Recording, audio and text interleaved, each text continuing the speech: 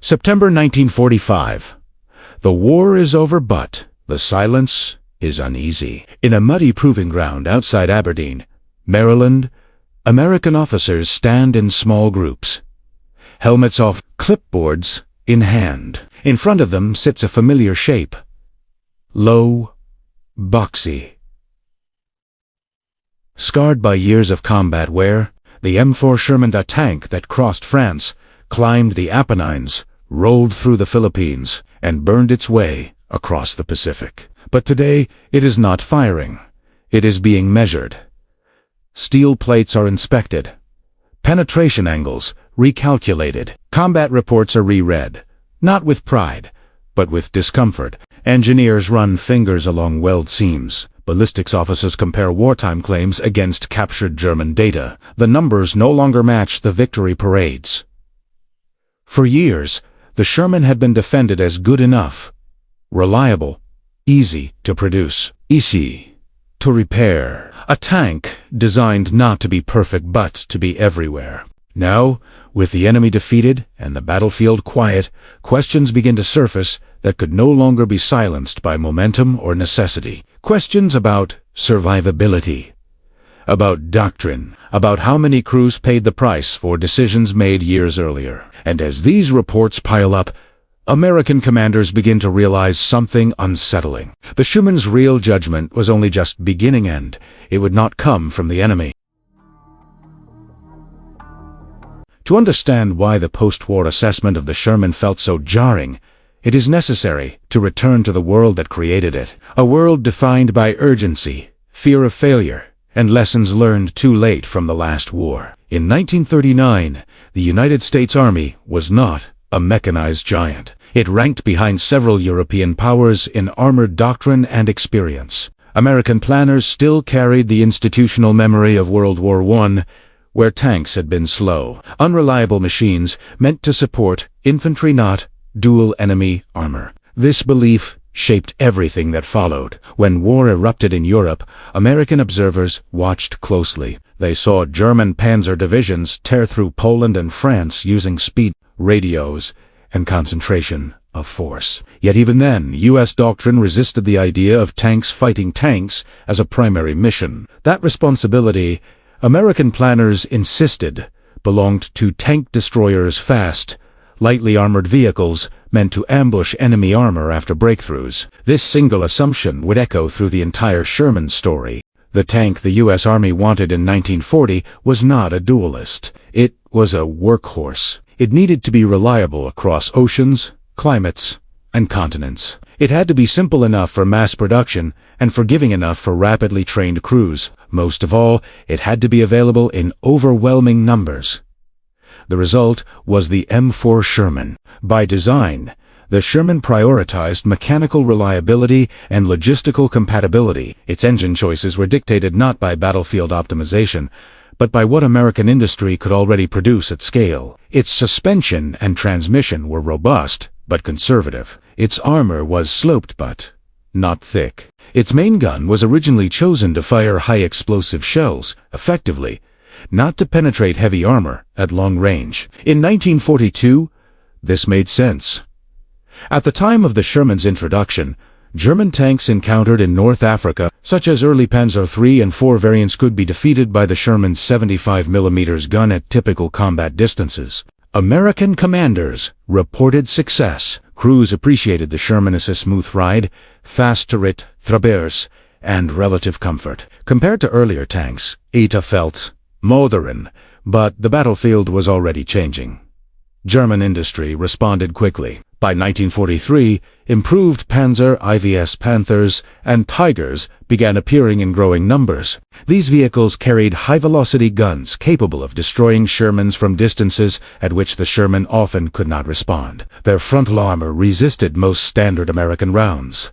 Yet the Sherman remained largely unchanged. This was not due to ignorance. American intelligence knew about German armored developments. Field commanders sent reports. Crews wrote after-action summaries describing penetrations, catastrophic fires, and high losses in frontal engagements. But the solution was not to replace the Sherman, it was to adapt around it. Upgunned variants were introduced slowly. Tactical instructions emphasized flanking maneuvers, coordination with artillery, and reliance on numerical superiority. Tank destroyer units were expected to engage heavy German armor, even though battlefield realities often forced Sherman crews into those fights anyway. The Sherman survived the war not because it was dominant but because it was present everywhere. By 1945, over 49,000 Shermans had been produced. They fought in Europe, North Africa, the Pacific, and China-Burma-India. They crossed rivers on improvised bridges, landed on beaches, and advanced alongside infantry through cities reduced to rubble. Victory seemed to validate the design. But once the war ended, the assumptions that protected the Sherman during wartime began to collapse. The urgency that had justified compromises disappeared. The enemy's data became available. Captured German firing tables, penetration tests, and loss records were studied in detail. And for the first time, American analysts could ask a question they had avoided during the war. Not whether the Sherman was enough, but what it had cost. Those answers would not come easily, and they would force the U.S. Army to confront decisions made under pressure, decisions that now demanded accountability. The reckoning would continue not in parades or speeches but in quiet rooms, over test results and casualty tables, where the next section of the story truly begins. The post-war world offered something the U.S. Army had not possessed during the conflicting. Time to slow down. Time to compare claims against evidence. Time to examine not only what had worked, but what had been endured. By late 1945 and into 1946, ordnance departments, armored boards, and combat analysis groups began assembling an unprecedented body of data. Wartime after-action reports were no longer filtered through morale concerns. Casualty figures were no longer abstract. They were cross-referenced with vehicle types, engagement ranges, angles of impact, and crew survival rates. What emerged was deeply uncomfortable. The Sherman's greatest strength, its sheer availability, masked a series of structural vulnerabilities that were now impossible to ignore. Penetration statistics revealed that in many late-war engagements in Europe, Sherman crews were often destroyed before they could effectively return fire. German high-velocity guns routinely achieved kills at ranges exceeding 1,500 meters, while standard Sherman armaments struggled well below that threshold against frontal armor. These were not isolated incidents. They were patterns. Post-war analysis confirmed what many crews had suspected in combat. The Sherman's armor protection, particularly on the front hull and turret, was insufficient against newer German weapons. The tank's internal layout, designed for efficiency and ease of production, left ammunition stowage exposed. When penetrated, Shermans were more likely to suffer catastrophic fires, giving rise to the grim reputation they carried among crews. During the war, such discussions had been muted. Commanders understood the psychological cost of acknowledging design shortcomings while crews were still fighting. But after 1945, those barriers fell away. Captured German technical manuals were translated. Firing tests were replicated under controlled conditions. Armor penetration trials pitted Sherman hulls against weapons like the 75mm and 88mm guns that had Allied tank units. The results confirmed battlefield experience. In many direct confrontations, the Sherman was outmatched. This realization did not imply incompetence, but it did expose a philosophical divide. American armored doctrine had been built around the idea that tanks were tools of maneuver, not instruments of decisive armored combat. Firepower and protection had been deliberately balanced against mobility and logistical reach. In theory, this allowed American forces to win wars of movement rather than attrition. In practice, European terrain, weather, and enemy resistance often forced Sherman crews into direct confrontations. They were never designed to dominate. The post-war studies acknowledged this disconnect. They revealed that doctrine had assumed ideal conditions. Conditions that rarely existed once the fighting intensified. Tank destroyer units, envisioned as the answer to enemy armor, were frequently mispositioned, overrun, or simply unavailable when needed.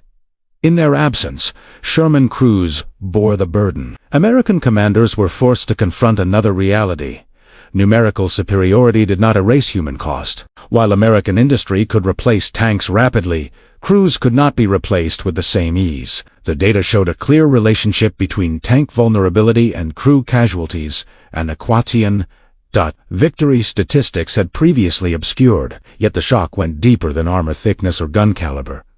The Sherman's limitations raised questions about how the U.S. Army evaluated risk during wartime. Had production efficiency been allowed to outweigh survivability? Had optimism delayed necessary upgrades? Had doctrine become too rigid to adapt quickly when battlefield conditions changed? These were not abstract debates. They influenced post-war procurement, training, and doctrine reform. The Sherman was no longer seen as a triumph alone but as a case study in compromise. And as American analysts digested these findings, they began to explore the story from multiple angles: technological, human, tactical, and institutional each, revealing a different facet of the same unsettling truth. The Sherman had won the war, but winning had not meant immunity from judgment.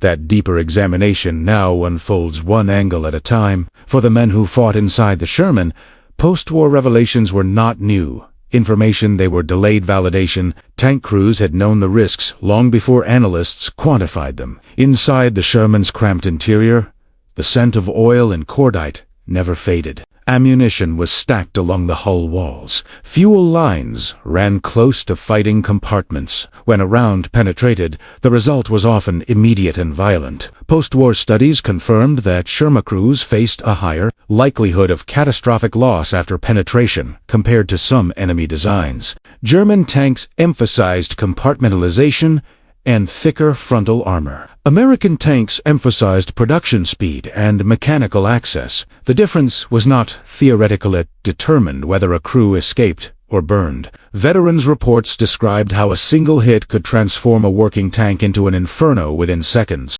Crews learned to bail out instantly, sometimes without commands. Survival often depended on luck rather than armor. What shocked American commanders after the war was not that crews suffered, but how predictably those losses followed design limitations. The Sherman was never meant to be the most powerful tank on the battlefield. It was meant to be the most adaptable. Post-war evaluations showed that American engineers had deliberately accepted lower armor protection in exchange for weight savings, mobility, and transportability. The Sherman could cross bridges. Heavier tanks could not. It could be shipped worldwide without special infrastructure. It could be repaired quickly using standardized parts. But in combat against advanced German armor, those advantages often evaporated. Penetration tests revealed that the Sherman's armor slope held but only within a narrow envelope. Against high-velocity guns, slope could not compensate for insufficient thickness. Even late-war upgrades struggled to close the gap. The shock was not that the Sherman was flawed but that its design assumptions had aged faster than anticipated. American doctrine insisted that Shermans should avoid direct engagements with heavy enemy tanks. In theory, artillery, air power, and tank destroyers would handle that threat. The battlefield did not cooperate.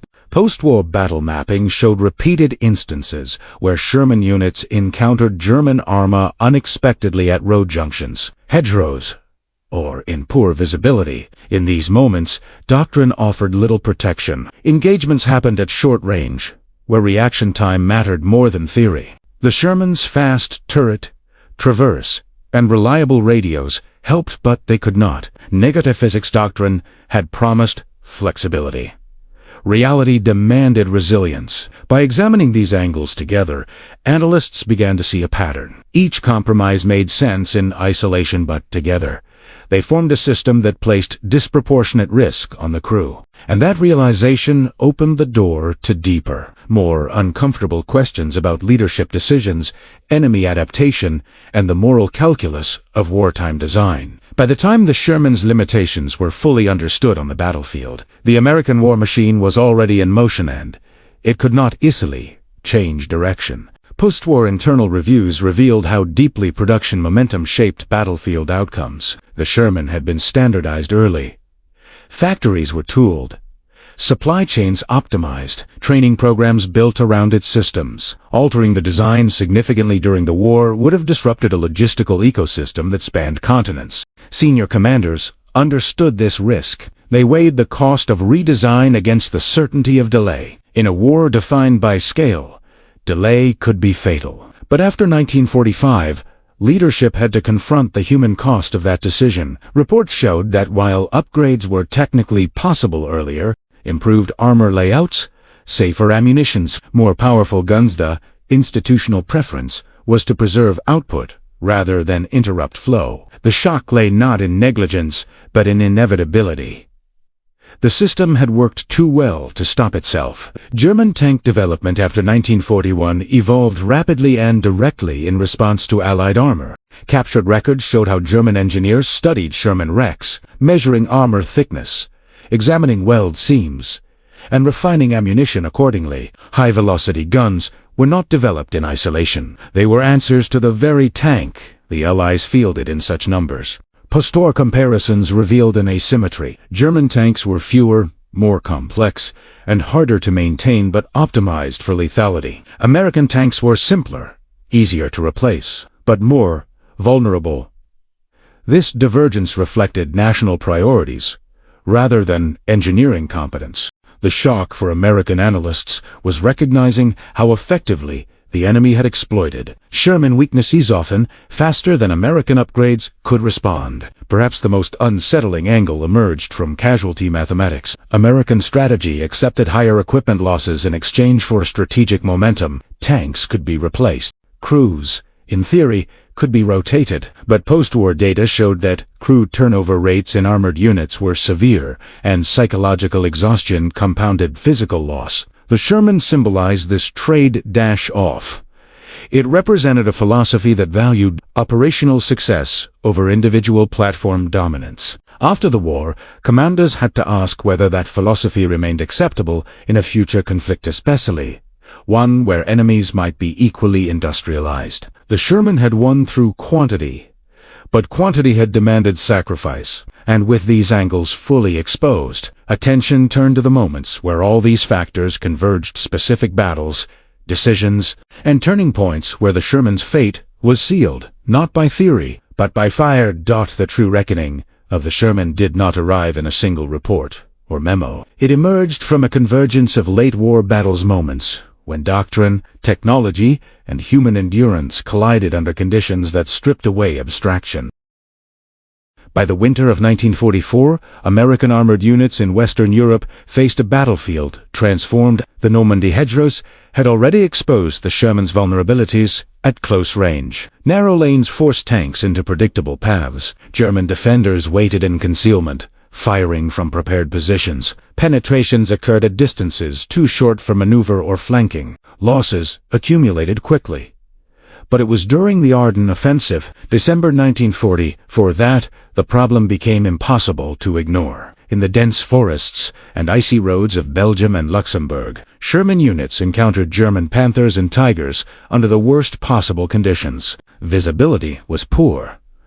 Roads were constricted. Surprise favored the defender. German guns, firing from hold-down positions, achieved first-shot kills with alarming regularity. Post-war battle reconstructions showed that many Sherman units were destroyed before effective coordination with artillery or air support could be established. Tank destroyer units, scatter or redeploying, were often absent at the point of contact. In these moments, doctrine collapsed into instinct. Sherman crews advanced anyway. They advanced because orders demanded it, because infantry needed support, because halting would have ceded ground at a critical moment. Against heavier armor, crews attempted flanking maneuvers that terrain made nearly impossible. Some closed distance deliberately, hoping to reach penetration range before being spotted. Many did not. The shock for post-war analysts was not the existence of these losses but their concentration. When battlefield data was compiled, certain patterns emerged. Engagements against Panthers in frontal combat showed dramatically unfavorable exchange ratio. In some cases, multiple Shermans were lost for a single German tank destroyed. Yet the advance continued. This persistence masked the underlying imbalance. Strategic success obscured tactical vulnerability. The Allied advance rolled forward, but the cost was borne at the platoon level, measured in burned-out hulls and missing crews. By early 1945, American ordnance officers were already experimenting with late modifications, improved armor layouts, wet ammunition stowage, more powerful guns. These changes reduced some risks. Crew survivability improved, but they arrived late and in limited numbers. The war ended before their full impact could be measured. After victory, when the data was laid out in full, American commanders saw the turning point clearly. The Sherman had reached the limit of what it could safely endure against evolving threats. It had been pushed beyond its design envelope by necessity and paid for it in blood. This realization marked a shift. The Sherman was no longer evaluated as a wartime expedient. It was examined as a warning. And that warning grew louder as analysts compared American experiences with enemy records, revealing a deeper imbalance that reshaped armored doctrine for the future. When the war ended, the battlefield did not vanish, it was reconstructed on paper. In the months following Germany's surrender, American analysts gained access to vast stores of captured German records.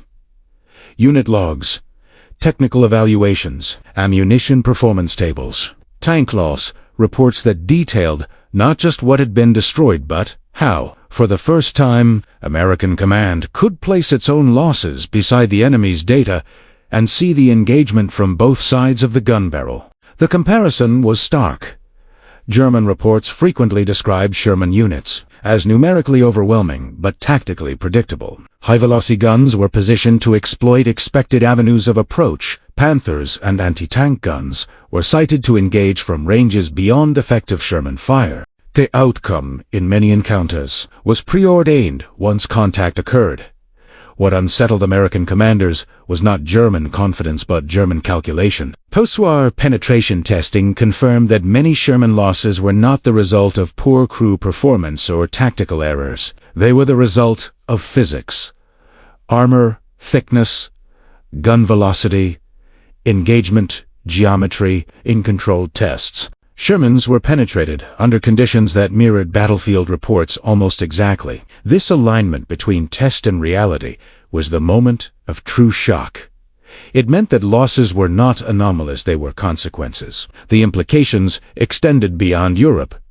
As American forces demobilized, planners began assessing future conflict scenarios. In these projections, the Sherman appeared increasingly out of place. Potential adversaries would not be they would field armor comparable to or superior to late-war German designs. Numerical advantage could no longer be assumed. The Korean Peninsula, still quiet in 1945, loomed in these discussions. American commanders understood that if war returned, and it would, the next conflict would not allow the same margin for attrition. Tank crews would face enemies with modern guns, modern armor, and learned lessons. The Sherman, once the symbol of American industrial triumph, now stood as a boundary marker between eras. Its post-war evaluation forced a doctrinal pivot. The U.S. Army began rethinking tank roles, merging the tank and tank destroyer concepts, and prioritizing survivability alongside firepower and mobility. Crew protection became a central requirement rather than a secondary consideration. This was the true turning point. Not a battle, not a surrender, but an acknowledgement. The Sherman had done its job, but it could not do the next one. And as the Army moved forward, the tank that had carried it through victory was quietly set aside, not with ceremony, but with lessons written in steel and statistics. The aftermath of the Sherman's post-war evaluation unfolded not in public announcements, but in procurement offices, training manuals, and design bureaus, where future wars were already being imagined. By 1946, the U.S. Army had begun reorganizing its armored doctrine. The artificial separation between tanks and tank destroyers, so central to pre-war planning, was quietly abandoned. Post-war analysis had proven that on modern battlefields, tanks would inevitably face other tanks. Designing a vehicle to avoid that reality had placed crews at unacceptable risk. This doctrinal shift was one of the Sherman's most direct legacies. The Army's new requirements emphasized balance, firepower capable of defeating enemy armor at range, protection sufficient to survive first contact, mobility that did not come at the expense of survivability. The next generation of American tanks would not be defined by what they avoided but by what they could endure. The Sherman itself lingered briefly in service. Improved variants, incorporating wet ammunition, stowage, and heavier guns, were retained during the immediate post-war period, but their role had changed. They were no longer seen as frontline solutions against peer adversaries. They were transitional tools. Training materials reflected this reevaluation. Manuals acknowledged the dangers of frontal engagement and emphasized crew survival procedures. Lessons learned from wartime losses were formalized, no longer whispered among veterans, but codified for future officers. The shock extended beyond the Army. American industry, which had produced the Sherman in staggering numbers, now faced a different demand. Quantity alone was no longer enough. The post-war environment required innovation, new armor metallurgy, improved ballistic shaping, better internal layouts. Survivability became a measurable parameter, not an assumed byproduct. Internationally, the Sherman's reputation diverged. Allied nations that had relied on the Sherman during the war conducted their own assessments. Some echoed American concerns. Others, constrained by budgets and infrastructure, continued using Shermans well into the Cold War, accepting known vulnerabilities in exchange for affordability and familiarity. This global afterlife of the Sherman reinforced a critical lesson. Wartime success did not guarantee peace. As these consequences unfolded, another reality emerged, one that went beyond doctrine and design. The human toll of the Sherman's limitations did not end with demobilization. Veterans carried memories of losses that post-war statistics now validated. For some, the studies provided closure. For others, they reopened questions that victory had postponed. The Army's response was institutional, but the reckoning was personal. And as attention shifted from reform to replacement, the Sherman's final chapter came into view not as a failure, but as a catalyst whose impact extended far beyond its own service life. As the United States moved deeper into the Cold War, the Sherman's legacy began to crystallize not through sentiment, but through contrast. New American tank designs emerged that directly reflected the lessons drawn from post-war analysis. Heavier armor, more powerful main guns, internal layouts focused on crew survival rather than manufacturing convenience. The philosophy had shifted. Where the Sherman had been built to be replaceable, its successors were built to be survivable. This transition was not immediate, nor was it simple. Early post-war tanks struggled with weight, reliability, and logistics. The very challenges the Sherman had been designed to avoid, but American commanders now accepted these trade-offs as necessary. The balance had changed. The Sherman's final test came indirectly. When war broke out on the Korean Peninsula in 1950, Shermans returned to combat alongside newer designs against North Korean T-3-485 tanks. The Sherman, particularly late war, variants proved capable under certain conditions.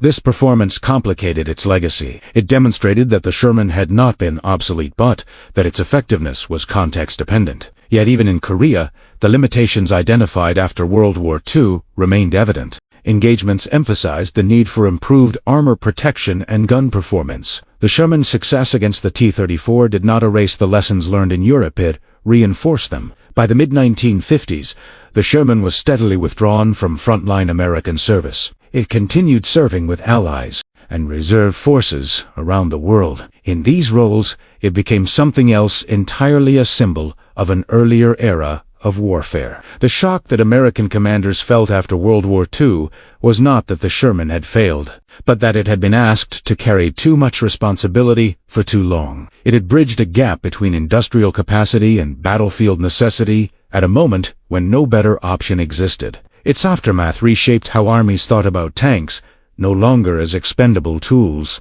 but as armored environments designed around the humans inside them. As this understanding settled, the Sherman's story reached its final reflection, one that moves beyond statistics and doctrine, toward what this tank ultimately meant for history and warfare. The story of the Sherman tank does not end in triumph or condemnation. It ends in recognition. In the years immediately after World War II, American commanders were forced to confront a truth that victory had postponed. Success on the battlefield does not erase the cost of how that success is achieved. The Sherman had carried American forces across continents, through cities and fields, against an enemy that adapted quickly and fought with precision. It had done exactly what it was built to do, but it had also revealed the limits of compromise. The shock was not that the Sherman was imperfect, All weapons are. The shock was realizing how tightly its design had been bound to assumptions that only held true under extraordinary circumstances. Industrial dominance, air superiority, and the ability to absorb loss. Once those conditions faded, so did the margin for error. The Sherman forced a reckoning that reshaped armored warfare. It taught that survivability is not a luxury. That doctrine must bend faster than industry. That crews are not interchangeable with steel. Future American tanks would carry thicker armor, stronger guns, and layouts designed around the men inside them. Those changes were not born from theory, they were earned through experience. Today, the Sherman sits in museums and memorials, its steel quiet at last. It no longer fights, but it still speaks. Not of failure, not of glory alone, but of a moment in history when urgency demanded sacrifice and when hindsight demanded honesty. That honesty changed everything. And in that sense, the Sherman's most lasting impact came after the war it helped win.